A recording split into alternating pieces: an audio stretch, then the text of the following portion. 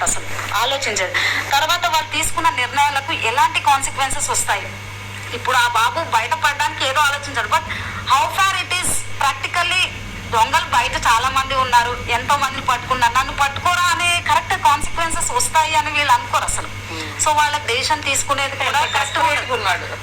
వాళ్ళ ఏజ్ అలాంటిది 18 years వచ్చే వరకు కూడా. అందుకే మనం జనరల్ గా చూస్తూ ఉంటాం లైసెన్స్ అలాంటివన్నీ ఇవ్వకపోవడానికి కారణం ఏంటి, వాళ్ళకి ప్రాపర్ గా ఆలోచించే విధానం అసలు వాళ్ళలో ఉండదు, డెవలప్మెంట్ అనేది ఉండదు. అండ్ ఎమోషనల్ రెగ్యులేషన్ అనేది కూడా వాళ్ళలో ఉండదు. అంటే అవతల వాళ్ళు బాధపడతారు ఎలా అనేది వాళ్ళకు కూడా పూర్తిగా డెవలప్ అయ్యి ఉండదు. అండ్ సార్ వాళ్ళు చెప్పినట్టుగా స్కూల్ ఎడ్యుకేషన్ సిస్టంలో కూడా ఎంతసేపు సబ్జెక్ట్ వరకుగానే ఆలోచిస్తున్నారు.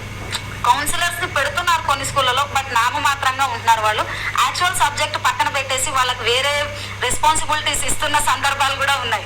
కౌన్సిలర్స్ ఉంటున్నారు, బట్ వాళ్ళ పని కాకుండా వేరే ఏవో అప్పచెప్పడం కూడా, అంటే టీచర్స్ లేరు ఆ పీరియడ్ లో మీరు కొంచెం మేనేజ్ చేయండి అలాంటివి చేస్తున్నారు.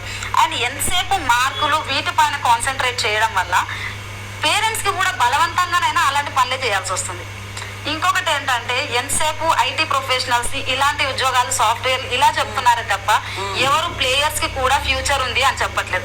అప్పుడు పేరెంట్స్ కి కూడా ఎక్కడో ఒక చోట భయం ఉంటుంది, వీడు స్పోర్ట్స్ పైన ఎక్కువ ఇంట్రెస్ట్ పెడితే ఫ్యూచర్ ఉంటుందా లేదా అని.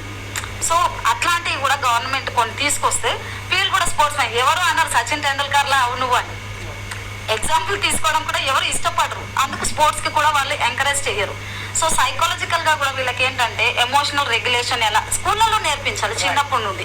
ఎందుకంటే ఇవి పేరెంట్స్ ఉండాలి. అండ్ మోర్ ఓవర్ ఇందాక సార్ చెప్పినట్టు ఎవ్రీ జనరేషన్ కి యాజ్ పర్ సైకాలజీ కూడా 10 years ఒకసారి వాళ్ళు మనకన్నా ఎక్కువ తెలివివంతులుగా ఉంటారు. సో వాళ్ళని ఎంకరేజ్ చేయాలి. కానీ వాళ్ళు ఫోన్ పట్టుకున్నప్పుడు ఏం చేస్తున్నారు అనేది మినిమం, ఎందుకంటే సాఫ్ట్వేర్ ఉద్యోగి అవనివ్వండి, ఇళ్లలో పనిచేస్తున్న ఈవిడే అవనివ్వండి, మనం ఏది చేసినా మన పిల్లల భవిష్యత్తు కోసం. సో వాళ్ళకి టైం ఇవ్వకుండా మనం వేరే పనులు చేసామంటే ఇంకా అక్కడ మనము పిల్లల గురించి ఆలోచించి ఇలాంటి రిజల్ట్స్ చూడాల్సి వస్తుంది.